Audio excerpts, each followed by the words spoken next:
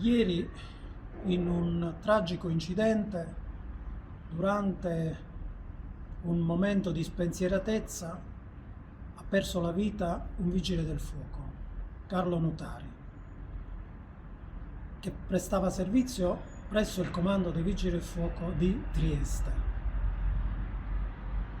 Come Corpo Nazionale, come Vigili del Fuoco del Friuli Venezia Giulia, ci stringiamo alla famiglia per il dolore immenso che è costretta a vivere. Personalmente esprimo il cordoglio dei Vigili del Fuoco, delle donne, degli uomini appartenenti ai comandi e alla direzione regionale del Friuli Venezia Giulia.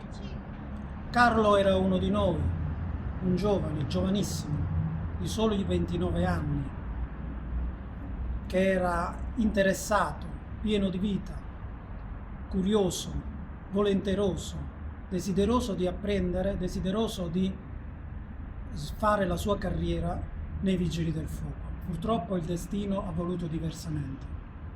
Lo portiamo nel cuore, lo porteremo nel cuore sempre.